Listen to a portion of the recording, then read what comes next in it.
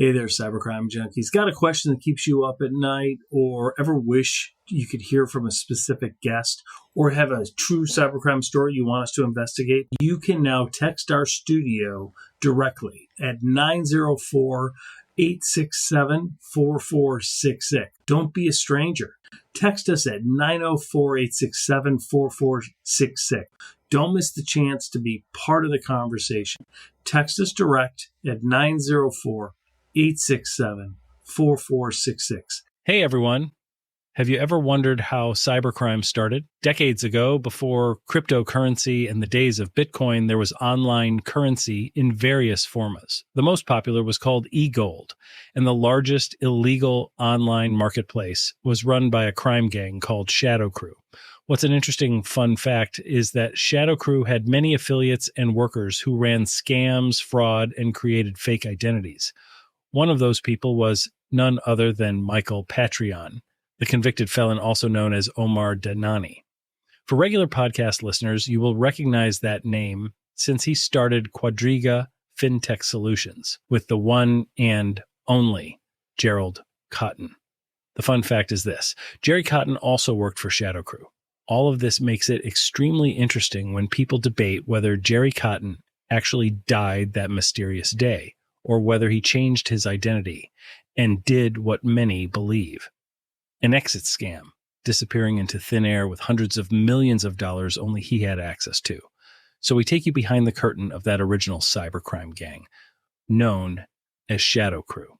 20 years ago, the world was different, and so was cybercrime. Shadow Crew was at the top of the cybercrime food chain, and Brett Johnson was at the helm, steering their ship with meticulous precision and ruthless business acumen. The world-famous Brett Johnson is now a friend of our show and has been since our early days on the air. Brett is not only a great guy, he is an extremely entertaining, colorful, and empathetic human. Brett is a person who has truly redeemed himself. Brett has served his time and is now an in-demand global speaker. He has also helped law enforcement hundreds of times. He has been secretly involved in helping law enforcement in some of the biggest recent cybercrime takedowns and arrests. Once called the original cybercrime godfather by the U.S. Secret Service, only Brett Johnson knows how the criminal mind works. He knows it like no other. Only Brett has the unique outgoing personality that is uniquely Brett. This is the story of cybercrime behind the scenes. The Brett Johnson story.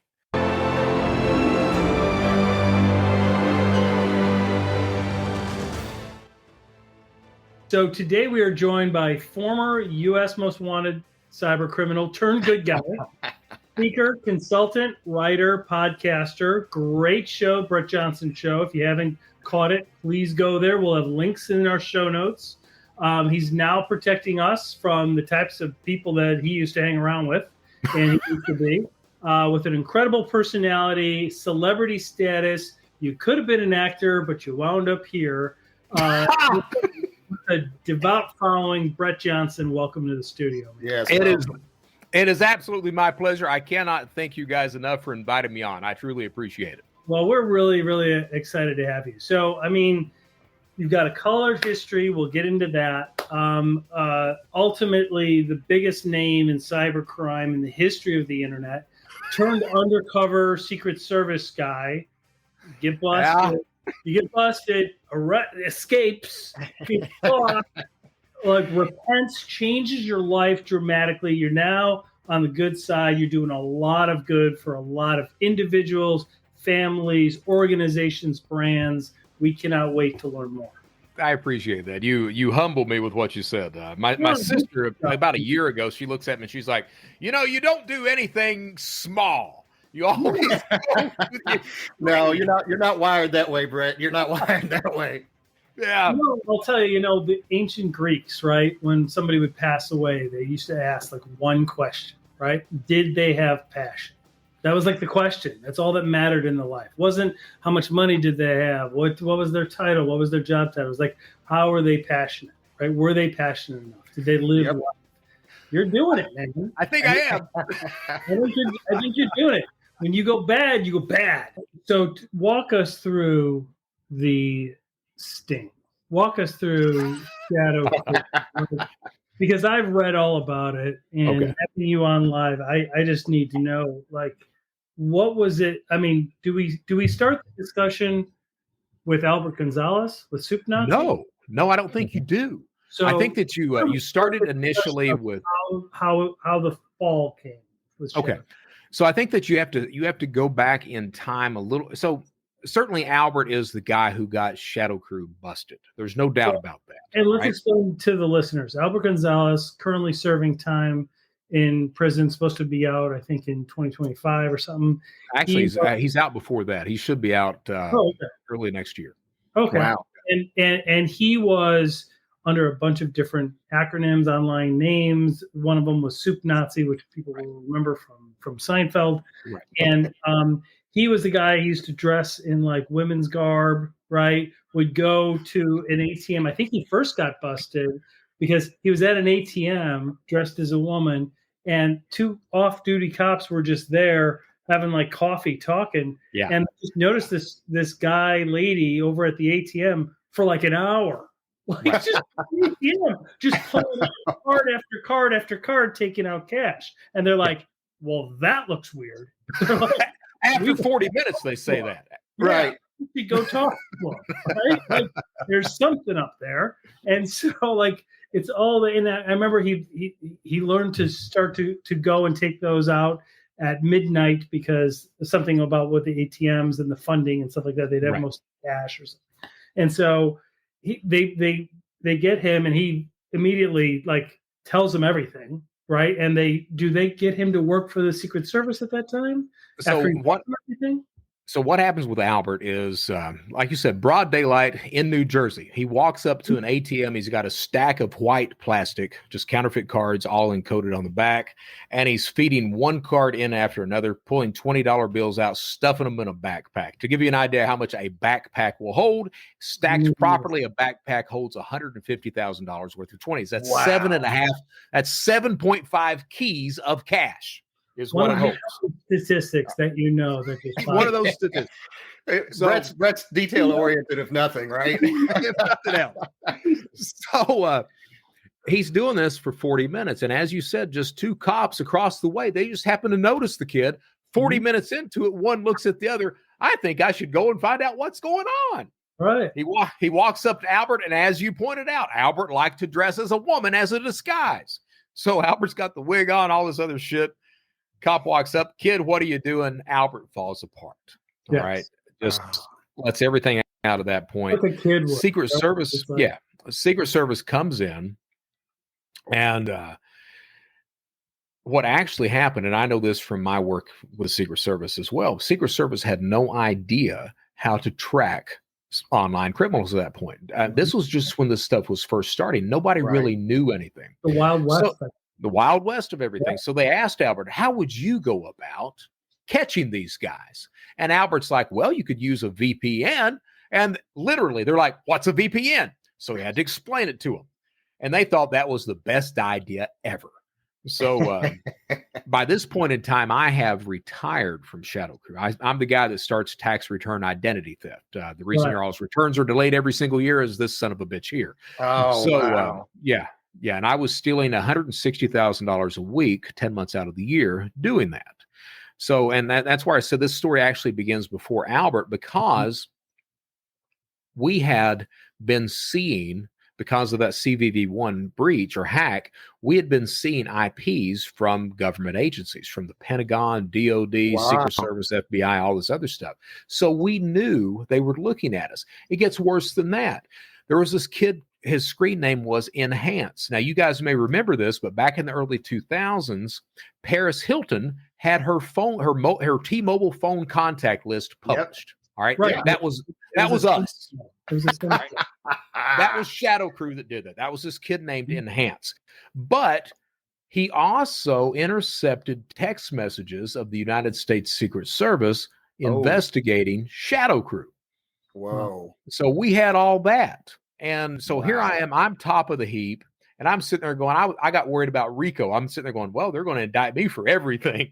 Yeah, right. So I announced my retirement right as Albert Gonzalez gets arrested. Mm. So that's how I was able to avoid being picked up. Mhm. So that's what happened. Albert gets arrested. He sets up the VPN. He comes back into Shadow Crew right as I'm retiring. He comes back into Shadow Crew. I drop off the Yeah, this radar. time he's an undercover informant. Right. At this point, he's working for the United States Secret Service. Okay. All right. We didn't know that. Nobody had told us that. Right. He left that detail out. That little tidbit would have been nice to know, but we didn't know about it. Right. Right. So what happens is he comes in, he says, hey, in order to be safe, I'm going to require all transactions to go through this VPN. Now, not everyone agreed with that. Some people gave him a lot of static. So what he did was he banned all of those people. I had put mods in place, admins in place, and he just restructured everything so that the investigation would go through just fine. That investigation lasted, 6 months, something like that. I think they ended up getting like $4 million worth of transaction data. They got drop addresses, everything else. One of the things that they noticed is that most Shadow Crew members got online every Sunday night. So October 26, 2004 was a Sunday. Secret Service had it orchestrated. They were going to bust everyone at the same time as they were online.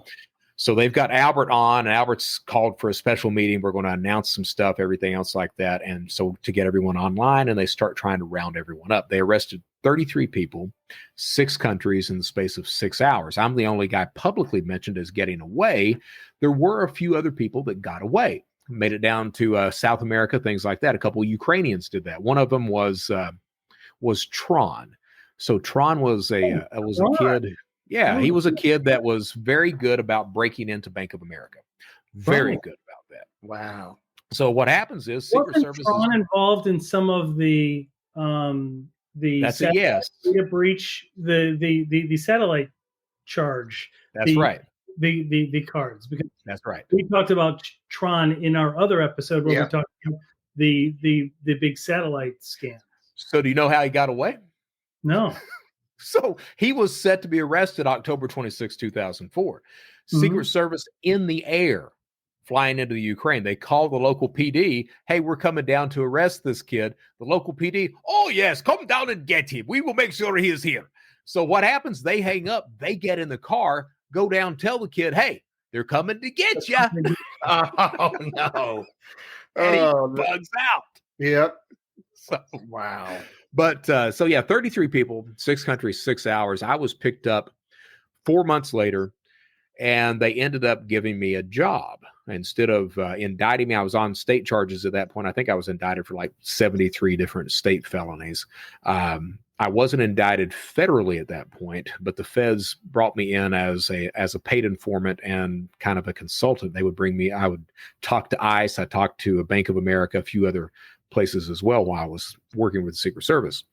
What they didn't know, though, government doing this at the time, because you guys knew things that the government just didn't. They didn't have the resources at that time. No, they didn't. And I got to be honest with you, they don't have the resources today.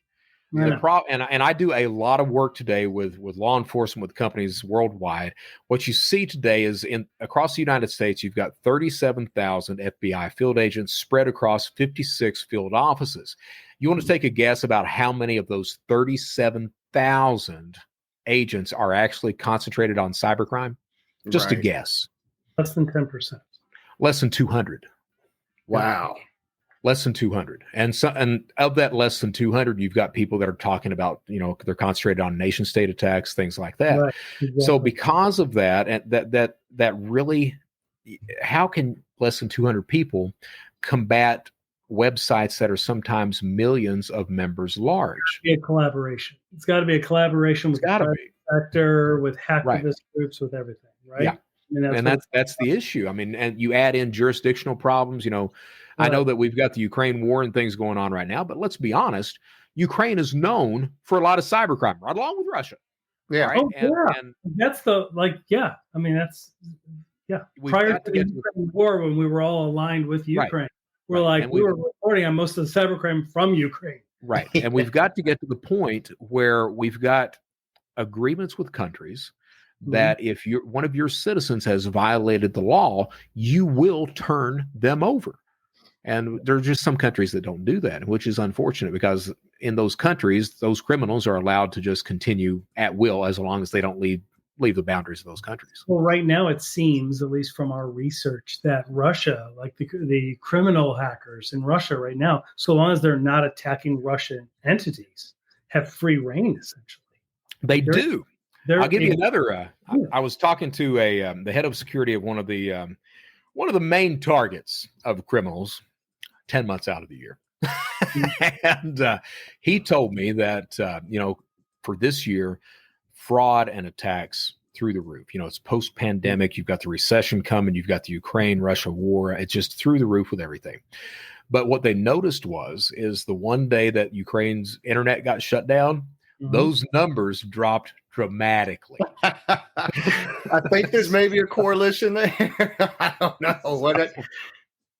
One and one and two. Well, I mean, that's the thing is you have to realize that just because you may be involved in some sort of war or political strife or whatever, fraud doesn't take a vacation. It doesn't. You're still going to be hit. You're still looking at people who are looking at ways to steal money constantly. Stay with us. We'll be right back. Imagine setting yourself apart from the competition because your organization is always secure, always available, and always ahead of the curve. That's NetGain Technologies, your total one source for cybersecurity, IT support, and technology planning. Picture picking up the phone and having decades of technology and cybersecurity expertise on the other end, like a bat phone, but with a team of specialists ready to make your business faster, easier, and more profitable. Since 1984, NetGain Technologies has designed, built, and implemented customized technology solutions for businesses of all kinds. They offer a clear roadmap and security plan to keep threats at bay, all at a predictable, affordable monthly cost. NetGain Technologies supports organizations across the United States, providing the benefits of a fully staffed in-house IT department and security team at a fraction of the cost. Get peace of mind. Get competitive. Get NetGain. Contact NetGain today at 844-777-6278 or reach out online at netgainit.com. That's netgainit.com and get ahead of your competition today.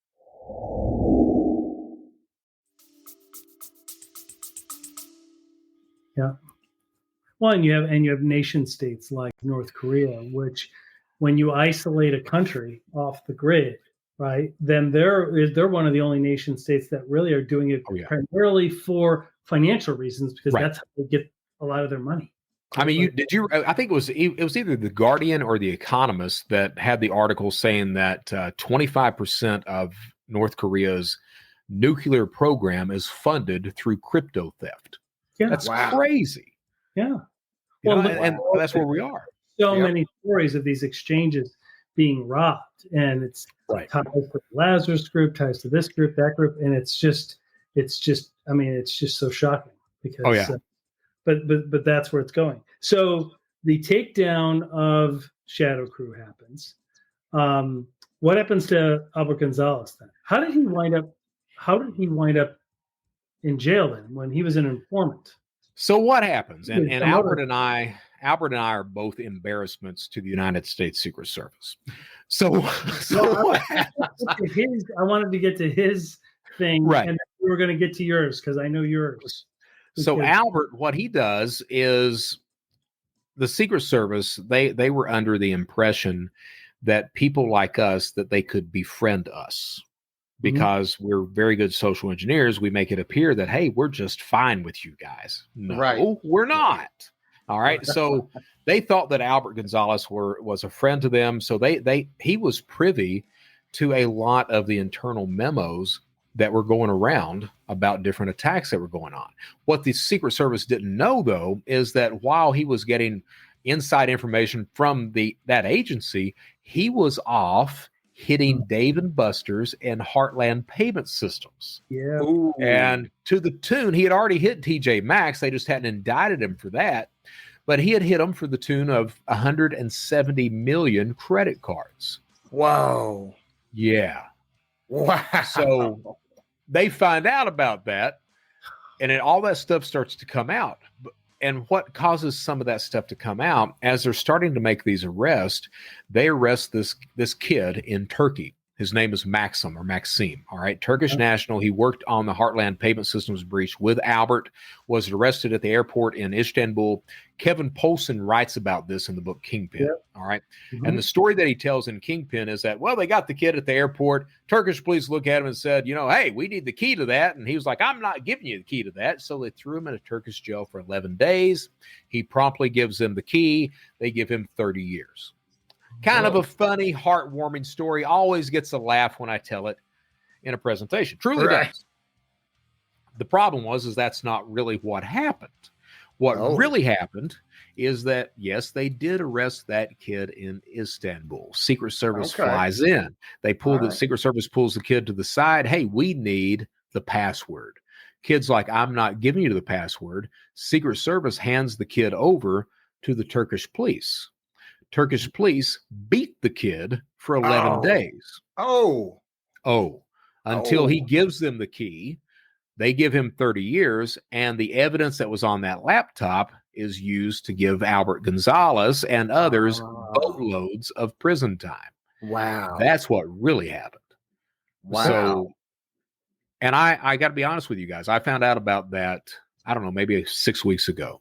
And it messes with me. This was news too. Wow. Yeah. I mean, this messes with me because the DOJ guy, where that news comes out, he was in a closed door meeting and he makes a joke about it. He says, hey, we had to and he does this hand gesture. We had to brute force the password out of Maxim. And it was only written, and hell, that story came out several years ago, but nobody really picked up on it. And it messes with me because, these days I'm like a recovering alcoholic, except mine was crime. And I'm firmly on that side of everyone needs to do the right damn thing. Yeah. And when I hear that law enforcement has not been doing that, because I've got a profound respect for law enforcement, it really messes with me. It really does. Yeah. You don't have to do that. It's credit card numbers. The kid, throw him in a damn jail for 11 days anyway. He's going to tell you something. Right. Yeah. So, it's going to be impactful enough on its own. His technology and his pizza puffs, he'll eventually tell you. Exactly. He's eventually going to crack. Yeah. We were not the people who were hardcore, throw us into jail. We're not going to rat on each other. Oh, we're going to tell everything we know on everybody.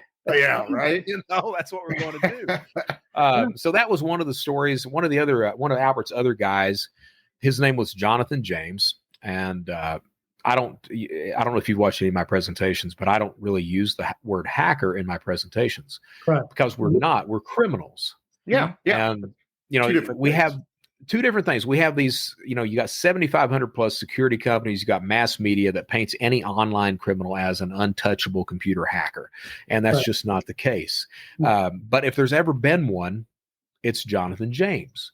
That kid, as a minor, he broke into the Pentagon, into the DOD. He broke into NASA, shut their computers down for 6 weeks. Once he gets out of that trouble, he decides he wants to try credit card theft. So he partners with Albert. He's arrested with Albert. And whether it was true or not, and when I first started talking about it, I was like, no, it couldn't have been true. But over the years, probably was true. He thought that law enforcement was going to lay the blame of those breaches at his doorstep, that he was the primary guy. Right. So he gets up one day, goes in his dad's bedroom. The Heartland breach, the TJ Maxx breach. All that. Yeah. Wow. So, he would have got 40 years plus as well. But he gets up one day, walks in his dad's bedroom, gets out at 45, walks in the bathroom, writes a note, steps in the shower, and he blows his brains out. And that's what happened. And again, every single presentation that I've ever given, I've talked about that kid.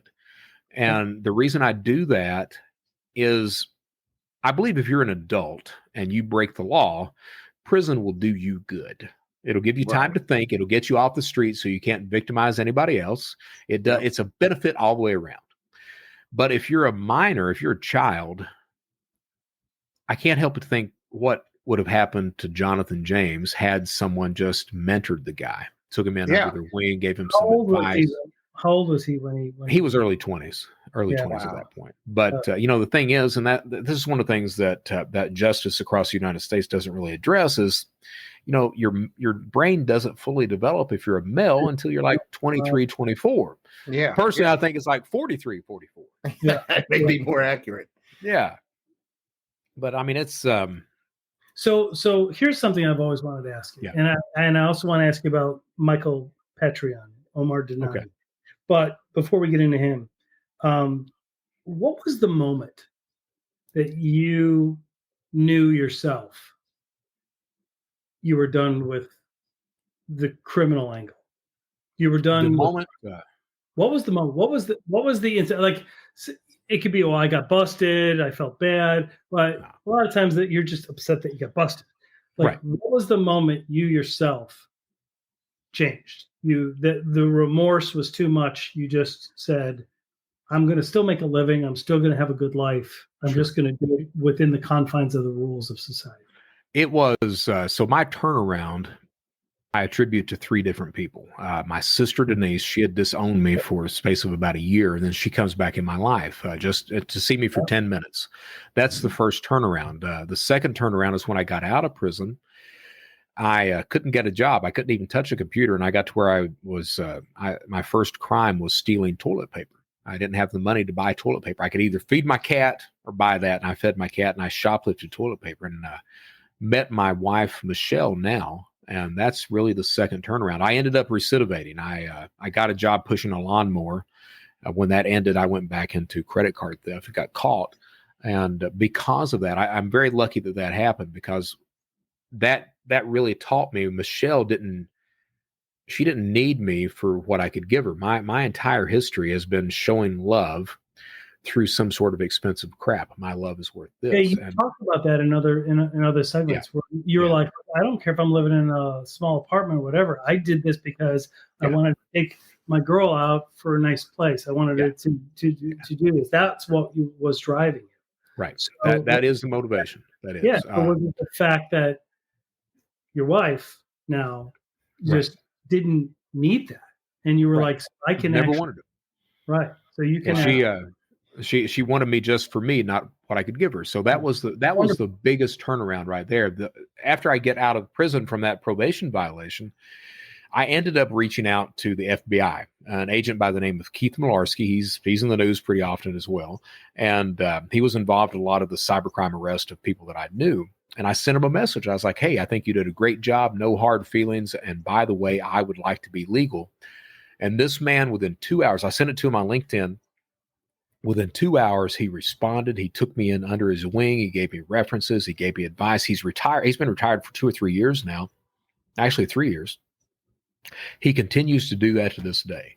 And that's fantastic. Well, the thing is, and what people don't understand is, if Malarski had not responded to me, I really am convinced that I would be back in prison for 20 years. Wow. He gave that validation. He didn't judge. He didn't do anything else. He was right there. Hey, you can do this. And he believed in me. And that made all the difference in the world. What happens is that's the first real positive that I get. The Identity Theft Council, they do the same thing. Carice Hendrick over at CNP, she gives me a moment where I knew that I was never going to break the law again. I've been working for Microsoft for probably 2 months, and I was the guy that, as most of us criminals are, I was the guy that was always prepping for things. If I fail here, I can run a dark web marketplace, or I can do synthetic fraud, or what have you. And I was home in Birmingham, Alabama one night. Everyone else was asleep, and I was just watching a film, and it was literally this aha moment. It was it hit me that I'm through. I'm done. And I hadn't spoken to Malarski in several months or anything else like that. And about a week later, I wrote him a note, and I was like, "Hey, man, I know I've not contacted you. I didn't want to have to lie to you about the stuff I was going through." I said, but I'm okay. And it's been like that since that point. I mean, it's not that I don't have temptation, but it's not the way I do temptation is I'll do a show about it. I'll do an interview. I'll write a blog. I'll talk about stuff like that. I did think I was really scared during the pandemic that I was going to go into fraud because I knew that the speaking gigs, the consulting gigs, everything was going to end. And I brought the family in the kitchen. I was like, hey, the way this story ends is with me back committing fraud and in prison for 20. Yeah. And just me voicing that. I not only told my family, I told everybody that would listen. And everybody kind of came in and they would always check on me and just do everything that they could for me. The FBI, they'd call me about every 2 weeks. Hey, Brett, you doing okay? Let's have lunch. Just to make sure you're doing all right. Yeah. And I made it through it. I mean, my credit went through it bottomed out and everything else like that, but didn't break the law. And that's when I found out that I was a hell of a lot stronger than what I thought I was. And I mean, I can't tell you the story though, because to be able to accept a hit on your credit, to be able to voice it as it's still society, right? And as a man, to be able to say to your family, I'm scared I'm going to go back to my old ways. Yeah. Walk me through this. I mean, it was something. It was something. That's incredible growth. Yeah. And how is Denise? You still stay in touch with her, right? Denise is okay. Denise was the kid, we started shoplifting and I'm the kid that just didn't stop. Denise, other than that one criminal act of shoplifting, she doesn't break the law anymore. She goes off to be a teacher. She's a good parent. She's a good citizen. My sister's problem, that type of abuse, my mom, and I want you guys to understand that I don't blame my childhood for my adult activities as a criminal. All right. But I mean, it paved the way. If I chose to go that way, I had the tools I would need. But Denise doesn't do that. Denise, I joke about everything these days. Denise has a lot of anger still these days over her childhood. She told me at one point that she had, when she was, I guess, becoming a teenager, that she had tried to commit suicide because of what had happened. Wow. I mean, it's just, and this is a mom who always tested every single person to see how far she could go and abuse them and them still love her. Mm-hmm. My earliest memories, I've got two.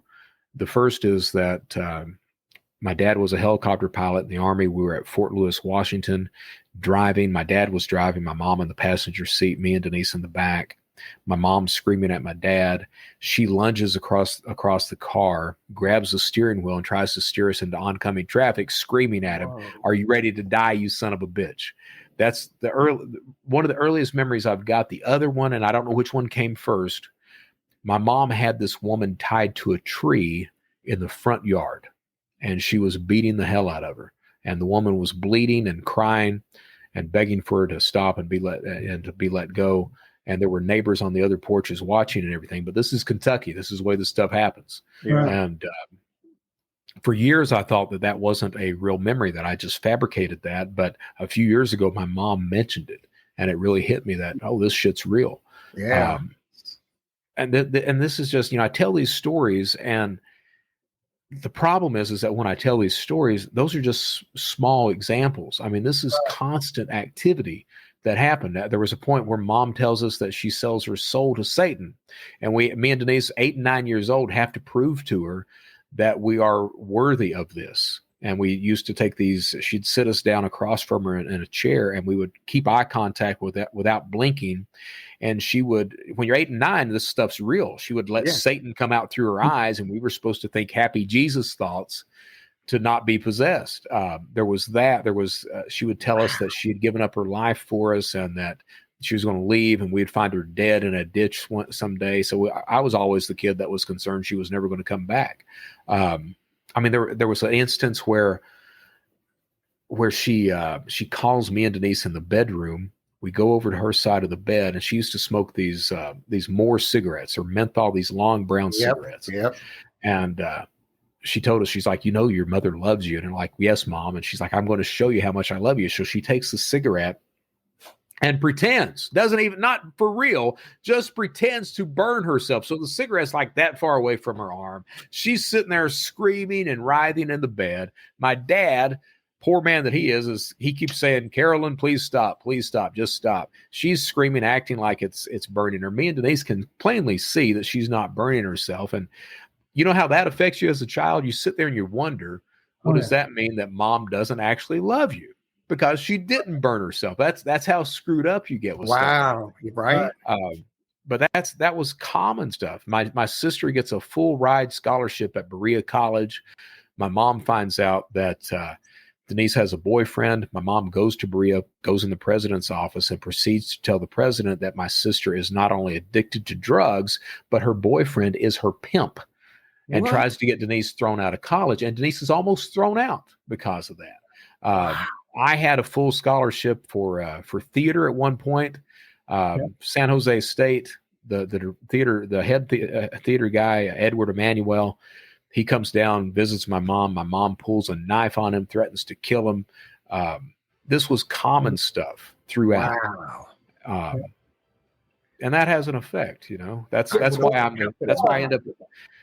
end up as the guy who can't. It does have an effect. It can't not have an effect, right? Well, like, how do you not do that? But what's good is that at some point you agreed to reach out. You agreed to get help from people, and you've kept up with Denise, right? Oh, I have. She's great. She has issues, but she's my sister, and I love the hell out of her. Yeah. And she does the best that she possibly can. And I don't want it to sound like she's bad or anything. She's absolutely outstanding. She truly is.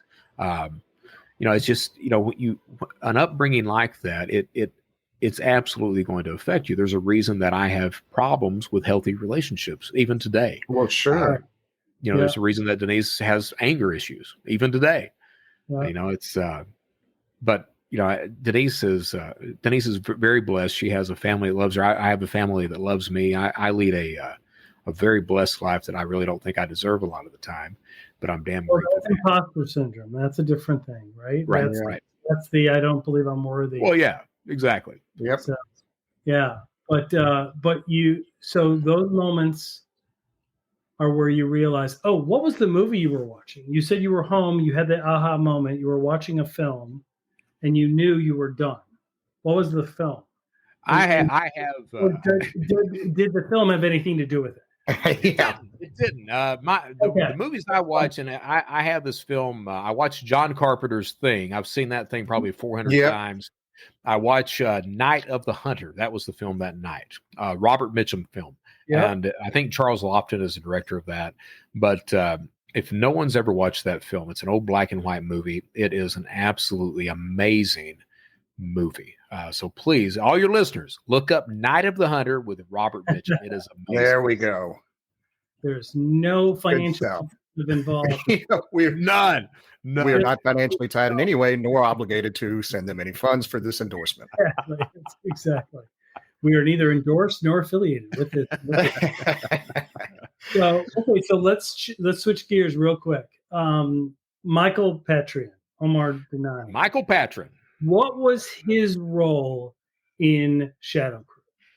His role in Shadow Crew was a money launderer. There are a couple of cryptocurrency has a couple of precursors, and those precursors are eGold and Liberty Reserve. Both of those payment systems are payment systems that are pretty much built for criminal activity. Because as a criminal, you can't really buy credit card data or child pornography or anything else with US dollars. You need some way to pay for this stuff online. And that was the advent of eGold. As eGold gets indicted, the owners of that, Liberty Reserve, pops up. And I believe the Liberty Reserve guy is still on a United States Most Wanted list someplace. Those were the precursors of today's crypto. The only thing that was missing was the blockchain at that point, but it operated exactly the same. Michael Patrin, or back then Omar Denani, he was a money launderer. He offered prepaid debit cards that were linked to your eGold account, and he offered to set up eGold for you to buy and sell it, things like that, as you see a lot of vendors with crypto do today. Right. So that was his start. Now, the interesting thing about criminal activity back then, and this leads into this entire story. The interesting thing about criminal activity back then is that if you were a criminal, you really had to know every single aspect of everything that was going on. You had to know what identity was, how to do fake driver's licenses, how to do drop addresses. You knew the dead baby method. You knew how to launder money. You knew everything. You knew the security of systems, everything. That doesn't work like that today. Today, it's plug and play. The sophistication is no longer in the criminal. It's in the platform itself.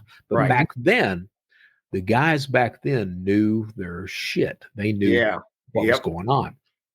The reason that's important, excuse me, Michael Patron gets arrested. He serves 4 years in prison. Or I'm sorry, Omar Danani gets arrested. He serves 4 years in prison, gets released, changes his name to Michael Patron. Now, what did he get? What did he go to prison for? Those 4 years for money laundering, access device fraud, a few other charges like that. But because of Shadow Crew, those financial cybercrimes. Yes. So he was one of the guys that went down in that sting of Shadow Crew, or did he go down? Okay, he was one of the associates of that. Okay, so he gets 4 years. He gets out, changes his name to Michael Patron. There was another Shadow Crew operative back then his name was Gerald Cotton. What? Oh yeah. Wait a minute. So Jerry Cotton, this is on the rabbit hole, man. Jerry Cotton was a Shadow Crew operative? Yes, he was. Wow. Yes, he was. Well, okay. Oh yeah. Yeah. So he was also on Shadow Crew. Both these guys spent a lot of time on Talk Gold, things like that, dealing with E-Gold, Liberty Reserve, things like that. So he partners with Gerald Cotton. Now, my thought didn't get down. Jerry Cotton didn't go down on the sting. No, he did not. He did not. Okay. All right, but you got to figure there were 4,000 registered accounts on Shadow Crew. Only 33 people get popped. There were a few, after that they got picked up because of database and people ratting them out, things like that. But certainly under 50, 60 people total out of 4,000 get arrested. Okay. Wow.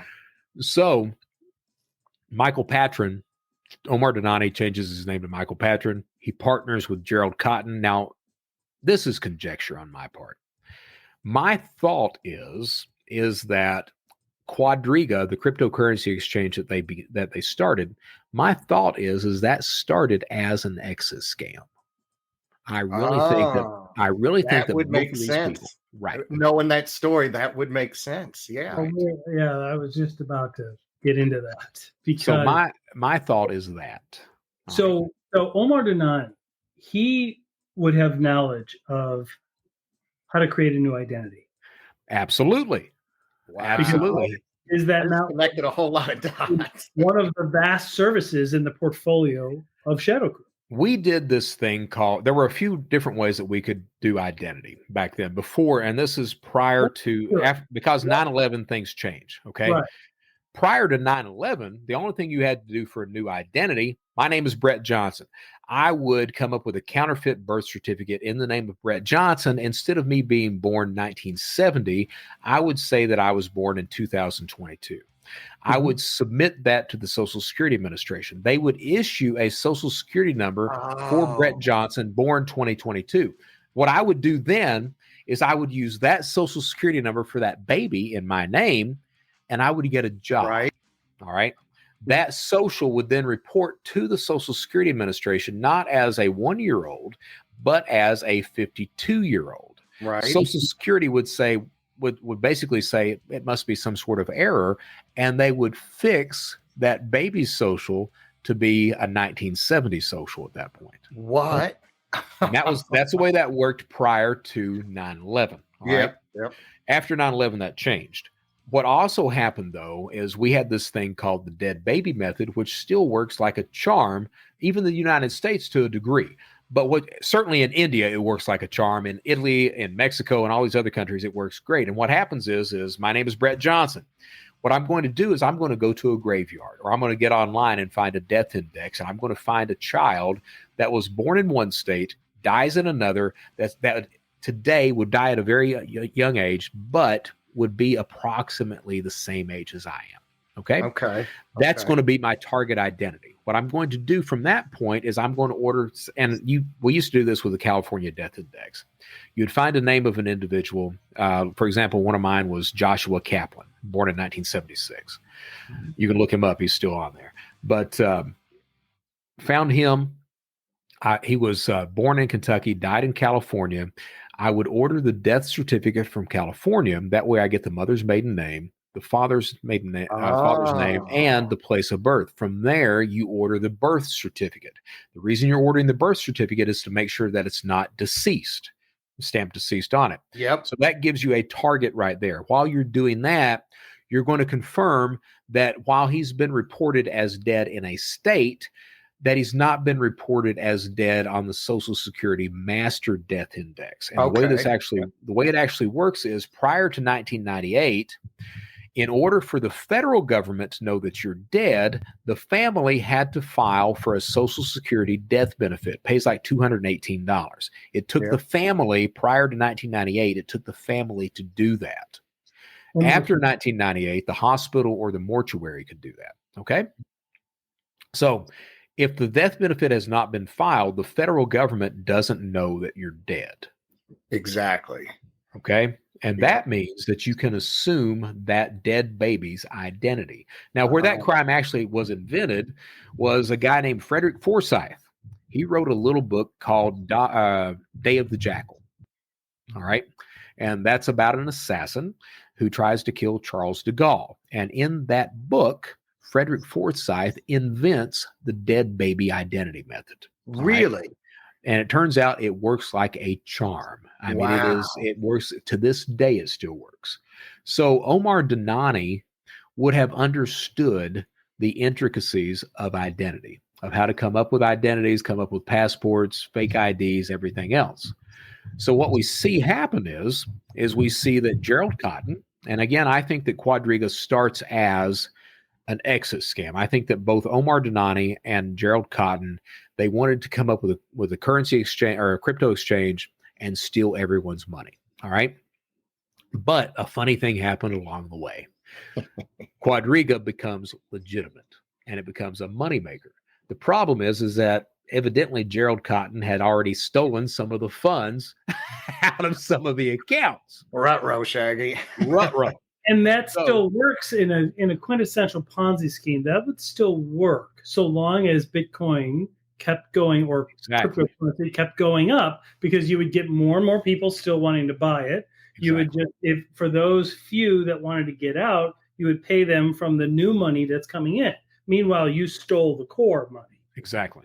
Yeah. So what happens is Gerald Cotton travels to India, where he mysteriously dies. Now, something that's not been reported in the Netflix documentaries or anything else is that when Gerald Cotton went to India, before he gets there, he registers a couple of domains. And they're like domains to a mortuary in India and to the police station in that province in India as well.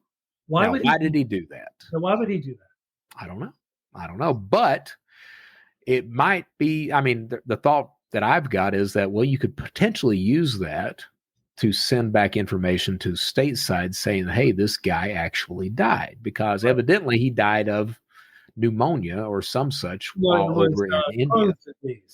Crohn's disease. Oh, right. Yeah.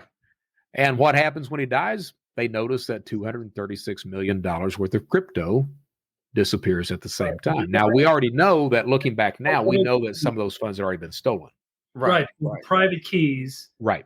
Cold wallet that only one person has the password to. And that person mysteriously dies, although it was a closed casket and nobody saw the dead person. And has a deep understanding of identity theft. A deep understanding of all somebody who's already served prison time for identity theft. And they're in a town in India, as I understand it, that's known for that.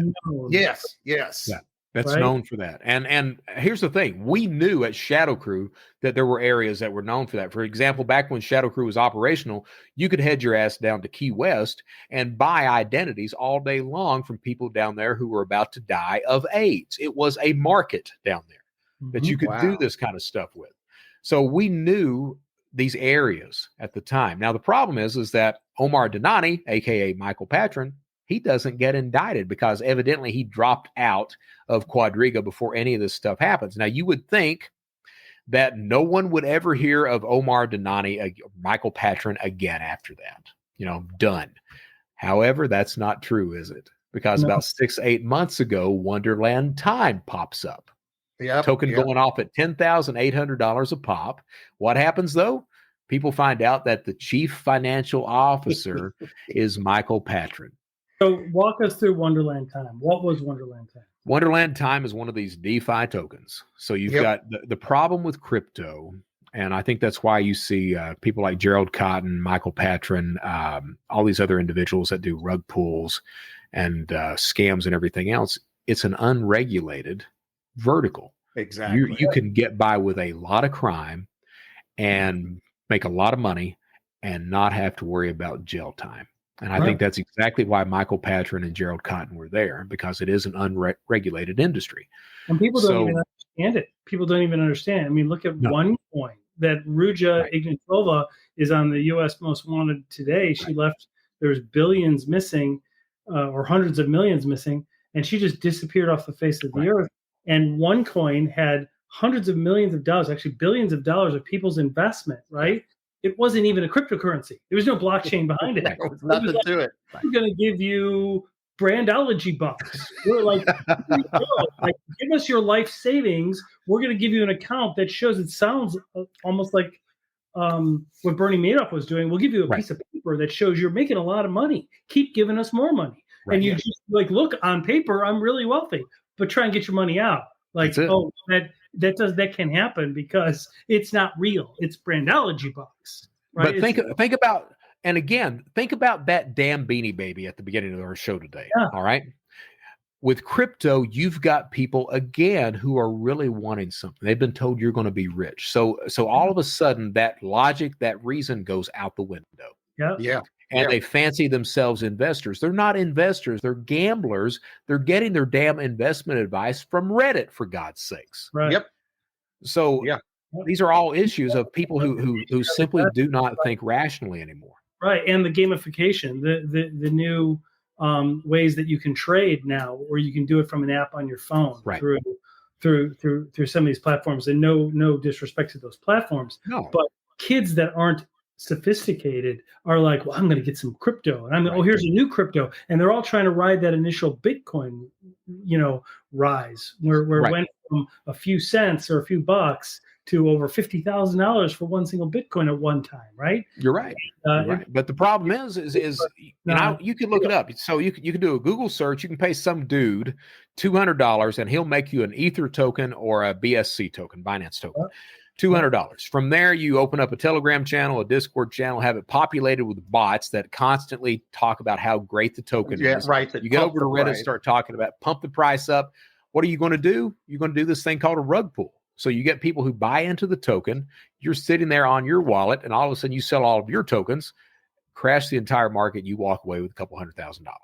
Yep. Pretty good payday for a couple, maybe a couple months. For $300. Yeah. Right. Pretty good payday. Michael Patron, I think it's unregulated and it's so complicated. People don't even understand it. No, they don't. And that's a lot of the issue with the Wild West. Yeah. Michael Patron, with him, the way I found out about it, I had a guy message me on Reddit, and he was like, "Hey, Michael Patron is back." And I'm like, "What the hell are you talking about?" And he's like, "Look at the Wonderland Time subreddit." And it was right as this stuff was going on. Michael Patron it came out that he was the chief financial officer of Wonderland Time. The main developer knew it the entire time. Wow. And admits it. And the token goes from $10,800 down to $117 in the space of like 4 days. Ouch. So you can think about that. You've got retirement funds. You've got everyone's life savings, everything else invested in this token that is now completely bankrupt. And the problem with that, and this is this Reddit echo chamber type thing that goes on. The problem is you've got people that have lost everything because you've got a criminal that's associated with this. Yet you've still got victims that come in that are trying to convince themselves that no, it's legitimate. It's going to work out just fine. So you have these conversations of people saying, I've lost everything. And meanwhile, you've got other people saying, oh, keep holding. It's going to go right back up. It's going back up. It's going back up. So Patron his ass ends up over in Thailand. The last I heard, he was in Thailand. His Ether wallet and this is before the latest crash, his Ether wallet at one point was $50 million. I know it dropped down to 35 million. I don't know what it's valued at right now. Wow. But and still not indicted. Why? Because there's no damn regulation yet. No. Right. There's crypto. nothing to indict him on. There's nothing on the books. That's crazy. Yeah. Unbelievable. I mean, it is. It's absolutely insane when you think that you can steal that kind of money. You can ruin lives. People commit suicide, everything else, and you walk away unscathed. Something's wrong with that. Yeah. Yeah. Well, so before we wrap up, let's leave the listeners with some advice. All right. Coming from you, and I've seen you have a few things that you suggest that I do. What walk us through some of the top things we can do for our families, for ourselves to stay secure. So out of the gate, actually, let's backtrack a second. Let's talk about situational awareness. All right. Yep. You need to understand your place in the cybercrime spectrum. The way that I will attack you or your company absolutely depends on who you are and what you do. All right. If you're an individual food service, I'll attack you different than if you're payroll. I'll do business email compromise or try to get you to send me your W-2s if you're payroll. Yep. If you're food service, I'm going to set up new accounts, bank accounts, crap like that. Understand where you are, how you're going to be attacked. Design your security around that. Understand your situational awareness. We are very good in the physical world of knowing when we're in a bad neighborhood. Yeah. We understand that immediately. That's a really good analogy, isn't it? Yeah. Right. You know when you're in a bad neighborhood, right? And in the digital world, realize when you're in a bad neighborhood. Right. Yeah. There are predators online. There are people who will look at your Facebook page to find out when you're going on vacation. They'll they'll capture pictures of your children and use those as deep fakes for currencies of pornographic sites, things like that. Understand there are predators there. Design your security around that as well. Increase your situational awareness online. The actual things that you can do immediately, freeze the credit of every single person in the house. Children are the number one victims of identity theft. Credit freezes stop that dead in its tracks. Credit freezes are free. You have to contact all 3 credit bureaus to do that. The problem is that credit freezes have been free since 2018. Only 12% of the United States population has one in place right now. Wow. So if you don't do anything else today, put a credit freeze on every single person in the house, including. And how do people do that? Like you contact each credit bureau, right? There's a form. Contact all 3 credit bureaus, Experian, Equifax, TransUnion. They're going to try to get you to pay for some sort of service. No, you want the free one, credit freeze. And that means that no one can request your credit report without your permission. Okay. That's the only thing it means. Stops new account fraud dead in its tracks. For adults, we have existing accounts.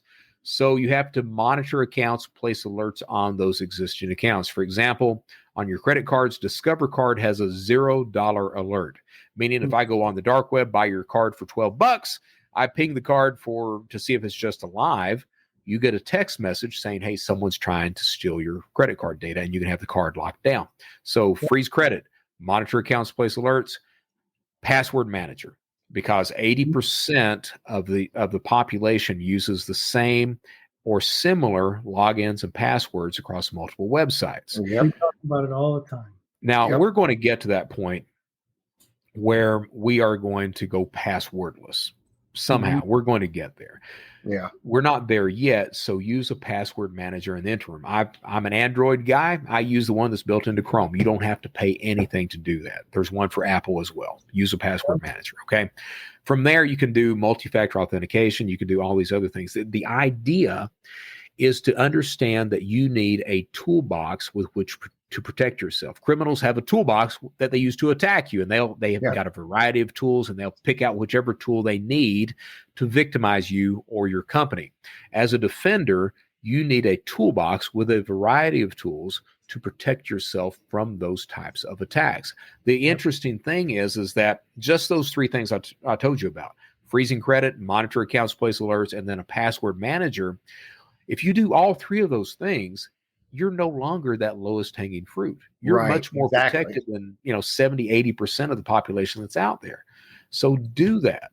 Without a doubt, do that. Please, God, do that. You know what I hope for every day. Using like 1, 2, 3, 4, 5 or password, Right.